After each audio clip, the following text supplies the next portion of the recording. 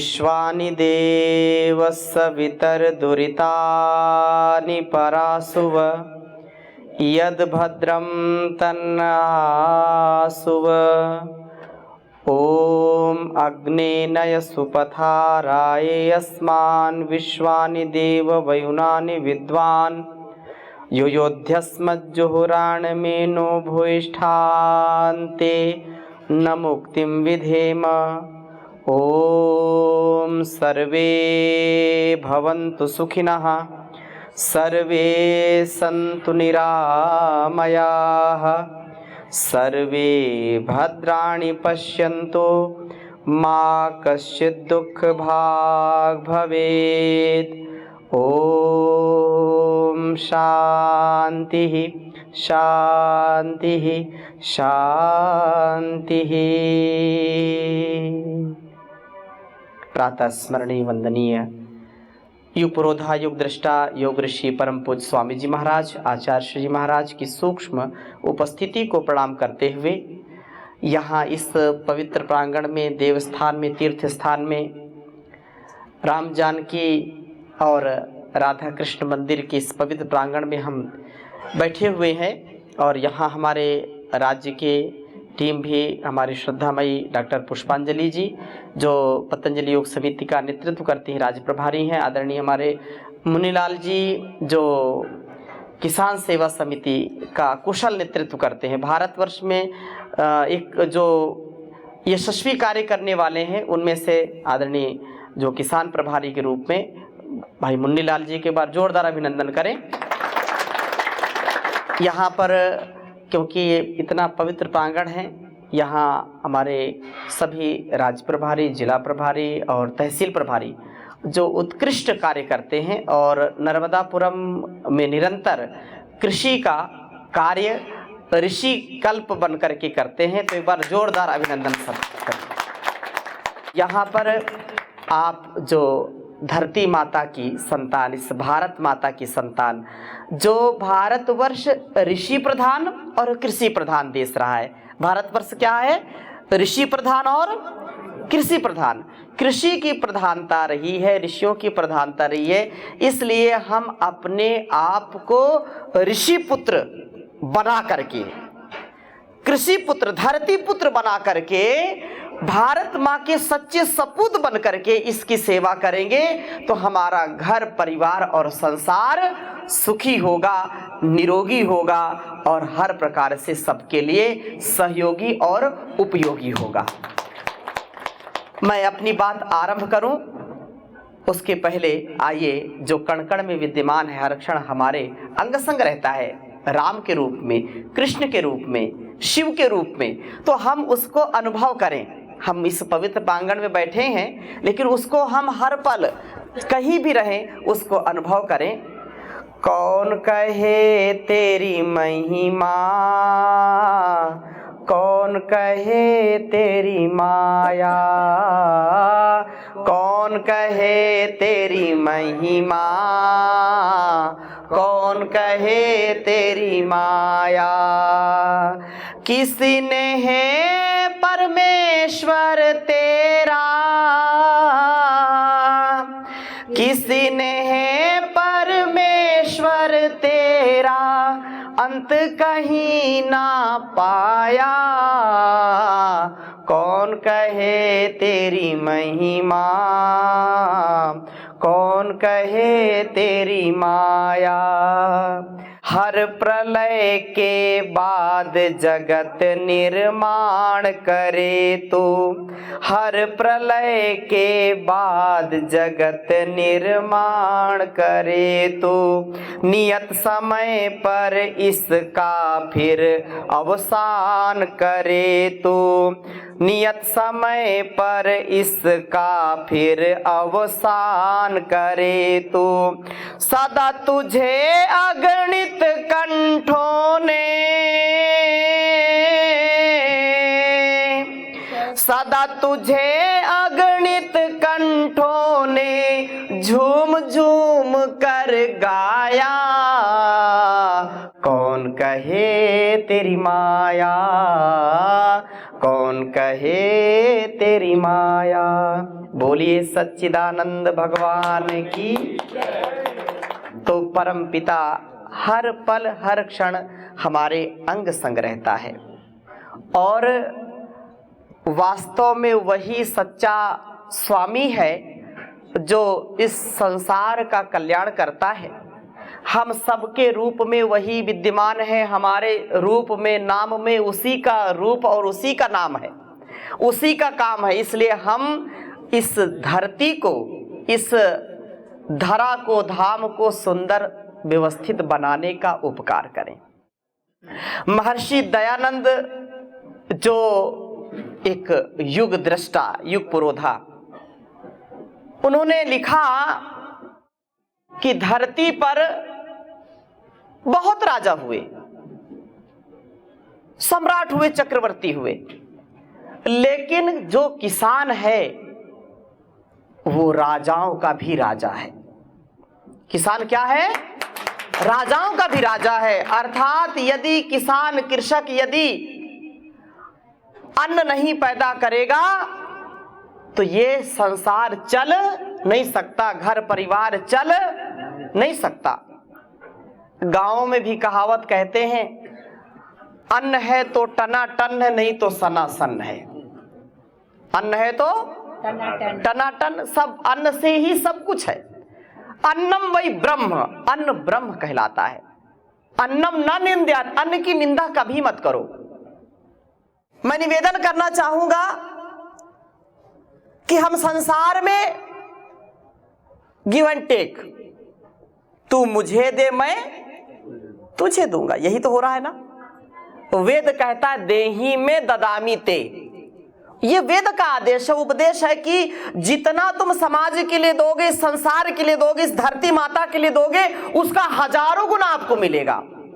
देही में ददामी ते, तू मुझे दे मैं तुझे दूंगा। देखो, और ये सृष्टि कभी अपने नियम बदलती नहीं। हाँ, कुछ लोगों ने खुराफाते शुरू कर दी, इसलिए उसका दुष्परिणाम हमको मिल रहा है। क्या मिल रहा है? दुष्परिणाम हमको भोगने का, ये दुख को उठाने का हमको, ये जो दिन हम देख रहे हैं ये हमारी ही देन है। इतने रोग, इतने दोष, इतने दुर्गुण, दुर्व्यसन, दुर्व्यवहार, ये नशा, ये व्यभिचार, भ्रष्टाचार, ये क्यों हो रहा है? ये हमारी कमी है, ये ईश्वर की कमी नहीं है, इस धरती माता की कमी नहीं है। जब कोरोना आया तो सब ठप हो गया। 2 वर्ष लोग सोचते थे कैसे जिएंगे, लोगों ने शुरू कर दी खेती, और उस समय लोगों ने ये समझा, जाना कि वास्तव में सब कुछ धोखा दे सकता है, लेकिन ईश्वर की व्यवस्था कभी धोखा नहीं देती। धरती माता ही एक आसरा बची थी, क्योंकि सब अन्न इधर उधर, सब दुकानें बंद, कुछ भी नहीं मिलता था। लोग फिर शुद्ध साग सब्जी, अपने फल, जैसा आप सब बता रहे हैं, ये धरती माता एक बीज बोते हैं और उसका हजारों गुना देती है। देती कि नहीं देती? हम नींबू लगाएंगे तो नींबू मिलेगा, हम गन्ना लगाएंगे तो गन्ना मिलेगा, हम यदि खीरा, टमाटर, करेला लगाएंगे तो वही मिलेगा जो हम लगाएंगे। नींबू से खटासी आएगी। गन्ने के बगल में नींबू का पेड़ लगा दीजिए तो गन्ना कभी खट्टा हो जाता है क्या? आंवले के पेड़ लगा देते हैं लोग खेतों में, तो क्या आंवले का रस गन्ने में आता है क्या? या कभी जो है गन्ना का मिठास जो है आंवले में, नींबू में आता है क्या? मिर्च भी लगी है, उधर जो है खरबूजा भी लगा है, तो खरबूजे में कड़वाहट आती है क्या? कभी आती नहीं है। कितनी उत्तम व्यवस्था परमात्मा ने दी है कि एक ही खेत में नींबू है, टमाटर है, मिर्च है, उसमें धनिया है, सब कुछ उसी में, लेकिन सबका स्वाद, ये किसकी व्यवस्था है? परमपिता परमेश्वर की व्यवस्था। उसकी व्यवस्था में कभी भी कोई अतिक्रमण होता नहीं है। ये अतिक्रमण, ये गड़बड़ी तो केवल मनुष्य करता है। अच्छा, एक बात बताइए, जो लोग कहते हैं कि विज्ञान बहुत बढ़ गया, बहुत बढ़ गया है, आज तक कोई फल बनाया क्या काकू? कोई फल मनुष्य ने बनाया क्या कि ये तो मनुष्य ने बनाया? देखा क्या? नहीं। कोई भी अन्न मनुष्य ने बनाया क्या? कोई संसार में बना ही नहीं सकता है। एक मिट्टी की एक चुटकी किसी इंसान ने बनाई कि नहीं? देखो मैंने ये मिट्टी मैंने बनाई है। बनाया क्या कोई आज तक? नहीं। संसार में कोई बना नहीं सकता। हाँ, बिगाड़ने का काम तो खूब करेगा, बिगाड़ने में नंबर 1 बिगाड़ करेगा, लेकिन बनाने का बोले नहीं हमने आविष्कार किया। क्या किया? हाइब्रिड किया। क्या किया? हाइब्रिड किया। अच्छा, ये मैं आप सब जानते हैं जो फल हाइब्रिड है, क्या वही स्वाद वही पोषक तत्व जो पहले मिलते थे है क्या? कल ही हम कहीं से जा रहे थे, हमारे श्रद्धामयी डॉक्टर पुष्पांजलि जी बोल रहे हैं कि ये बड़े बड़े अमरूद रखे हैं, इनमें कोई बिल्कुल पानी। हम भी इस बात को कहते हैं, फल तो बहुत बड़े बना लिए, बड़े बड़े बना लिए, लेकिन कोई स्वाद, कोई उसमें विटामिन, कोई प्रोटीन है क्या? जो बेर कितनी छोटी छोटी मिलती थी, अब इतनी बड़ी बड़ी बेर आ गई कि नहीं? कभी खाने का भी नहीं मन होता, बिल्कुल पानी, कोई स्वाद नहीं। खुराफात तो कर दिया, लेकिन उसका कोई अच्छा रिजल्ट नहीं है। आप ज्यादा खाएंगे तो हो सकता है उसका साइड इफेक्ट बहुत हो जाए। हम धरती माता को अपनी माता कहते हैं। मेरे साथ हाथ जोड़ करके बोलिए, माता भूमि पुत्रो अहम पृथिव्याः। अब देखो, हम धरती को अपनी माता कहते हैं, माता ही है क्योंकि हमने इससे जन्म लिया है। अगर ये नहीं होगी तो मनुष्य क्या, कोई भी संसार में जीव हो ही नहीं सकता। और हम अपनी माता के गर्भ को बांझ बना रहे हैं, उसको हम ऊसर बना रहे हैं, उसको हम खराब कर रहे हैं। ये सुसंतान का काम है क्या? कोई अच्छी संतान अपनी मां की कोख में कुठाराघात करती है क्या? कभी कोई अच्छी संतान ऐसा काम कर नहीं सकती। याद रखना, हम जितना देंगे उसका हमको परिणाम हजारों गुना भोगना पड़ेगा। अपनी धरती माता को विष मुक्त करेंगे तो हमारा शरीर भी विष मुक्त होगा कि नहीं होगा? हमारा परिवार भी विष मुक्त होगा कि नहीं होगा? हमारा समाज भी विष मुक्त होगा कि नहीं होगा? हम धरती में 1 किलो DAP यूरिया डालेंगे तो समझो हजारों गुना उसका हमको मिलेगा। हमारे परिवार को उसका परिणाम भोगना पड़ेगा, समाज को उसका परिणाम भोगना पड़ेगा। कभी हम सुखी नहीं रह सकते हैं, कभी हम निरोगी नहीं रह सकते हैं। हम मरेंगे और दूसरों को भी मारेंगे।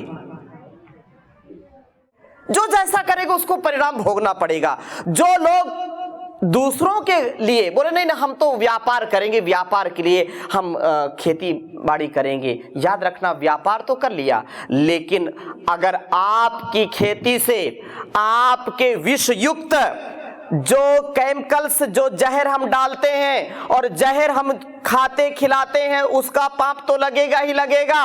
अगर हम उसको समाज के लिए भी ऐसे अपने चंद पैसों के लिए इस काम को करते हैं तो याद रखना हम पाप की गठरी सिर पर बढ़ा रहे हैं। कभी हमारा उद्धार हो नहीं सकता, हम बसधार में डूबेंगे।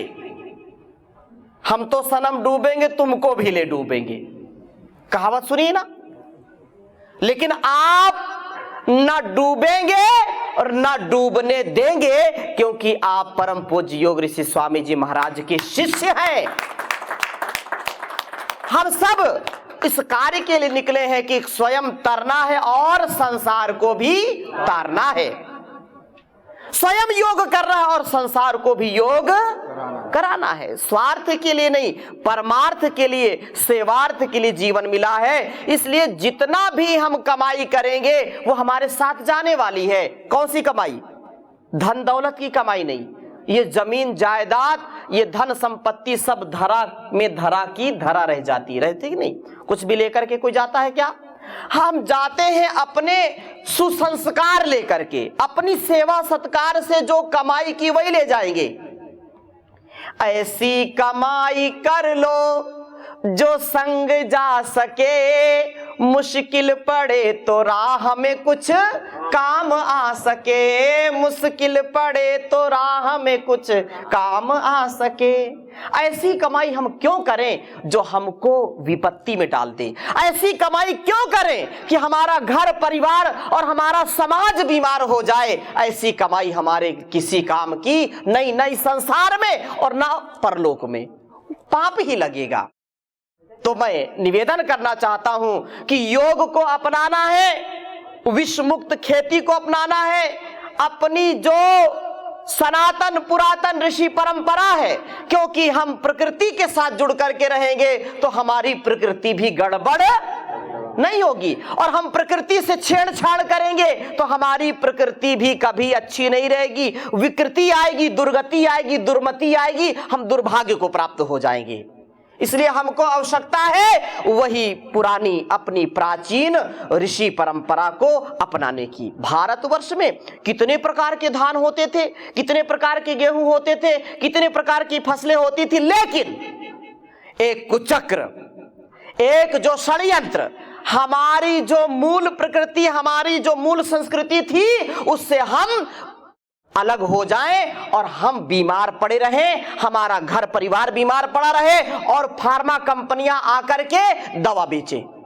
देखो पहले तो ऐसा लुभावना, ऐसा फर्टिलाइजर का प्रयोग किया और कराया कि इससे पैदावार बढ़ेगी, पैदावार बढ़ गई थोड़ी, लेकिन भूमि हमारी बंजर हो गई, फिर भूमि किसी काम की नहीं, बोले फिर इसमें और ये डालो, ये डालो, और वो सब डाल करके हम अपने इस भूमि को भी खराब कर रहे हैं और धरती माता को भी खराब कर रहे हैं। बोलो ये अच्छा है क्या? कभी इससे कल्याण नहीं हो सकता है। इसलिए आप जो उपकार का कार्य कर रहे हैं ये बहुत बड़ा, हाँ हो सकता है कि जैसे अभी हमारे किसान भाई, हमारे सभी अनुभवी जो इस पर रिसर्च करके कार्य कर रहे हैं, वो बता रहे थे कि पहले तो थोड़ा सा लगा कि वो पैदावार कम हो रही, लेकिन पैदावार फिर धीरे धीरे धीरे धीरे बढ़ती गई और इतना कम से कम हो जाए कि हमारा जीवन और इस समाज के लिए हम कल्याण से युक्त जीवन को जी सके। ये बहुत महत्वपूर्ण बात है। तो आप सब इस महान अभियान में लगे हैं। ये छोटी सेवा नहीं, ये बहुत बड़ी सेवा है, बहुत बड़ी सेवा है। आज पंजाब को आप देखते हैं कितनी बुरी स्थिति है, बहुत बुरी स्थिति है।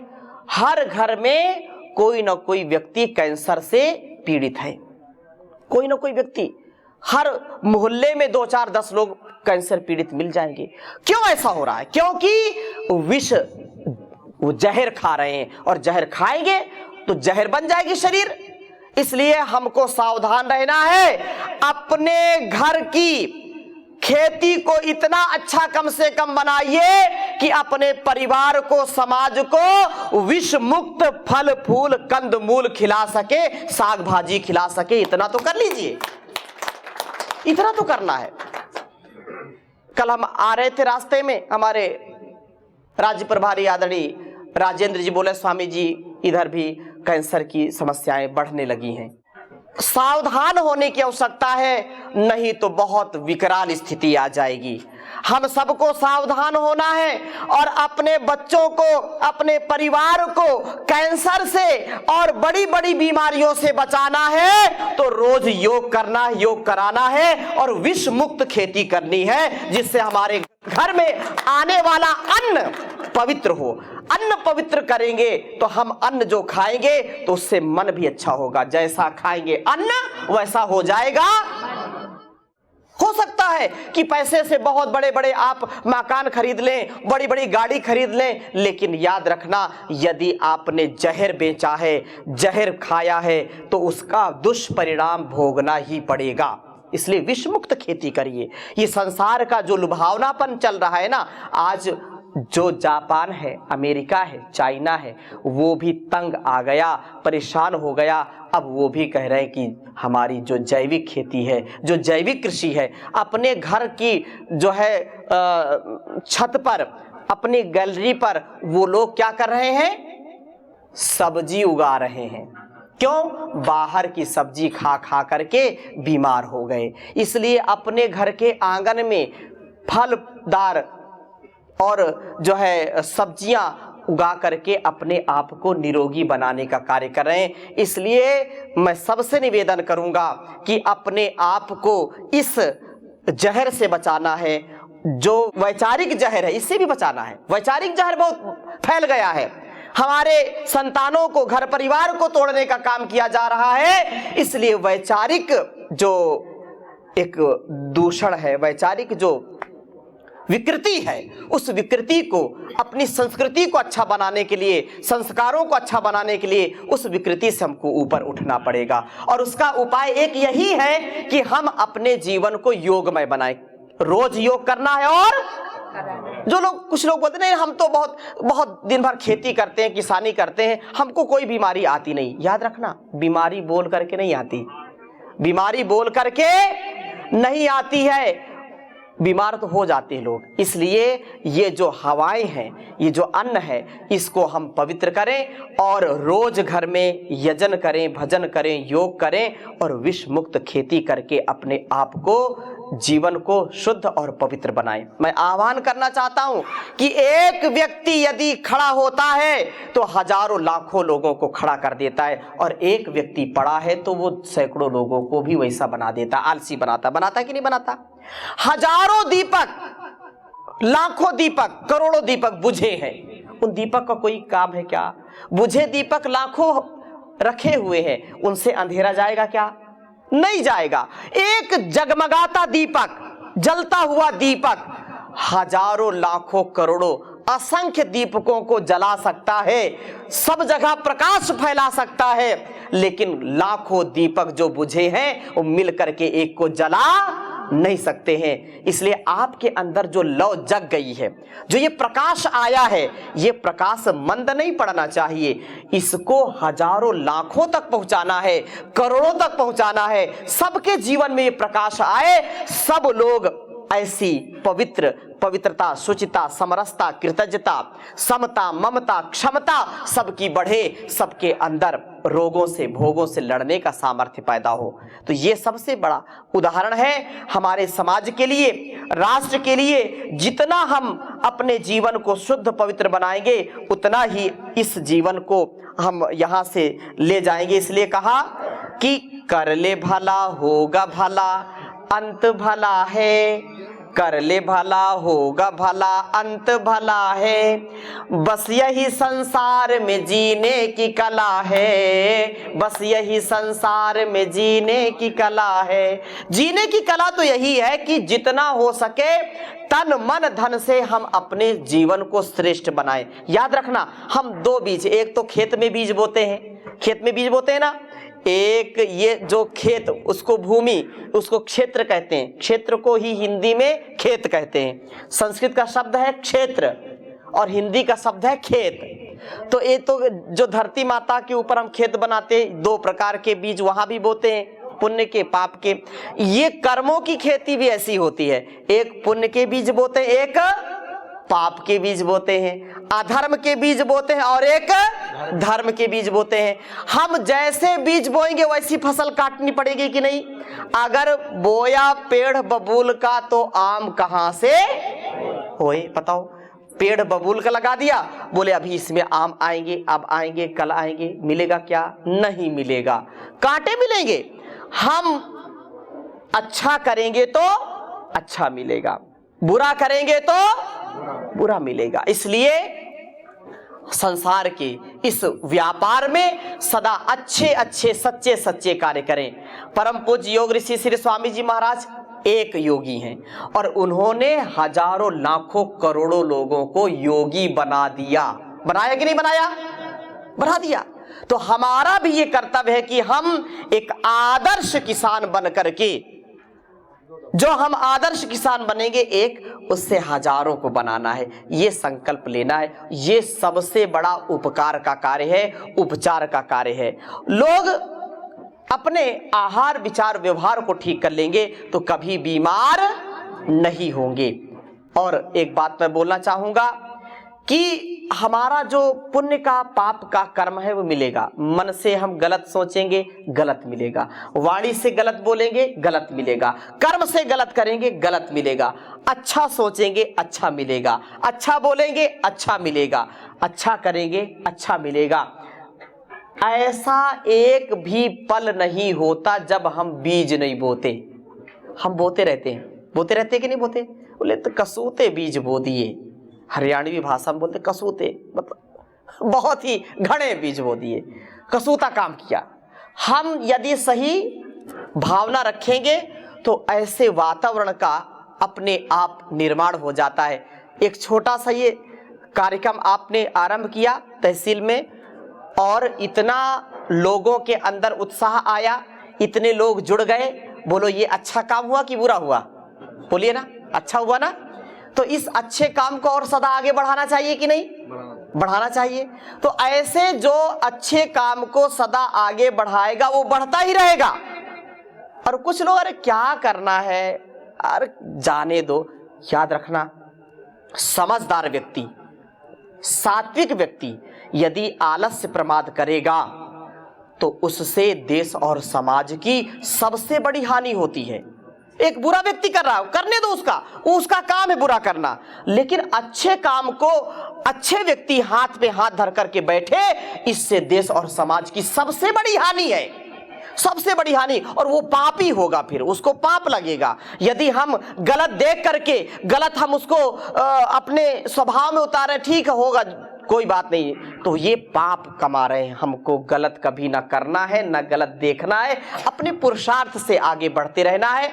तो आप स्वयं इस कार्य को करेंगे और दूसरों को भी जोड़ेंगे। मैं बहुत आपको शुभकामनाएं देता हूं।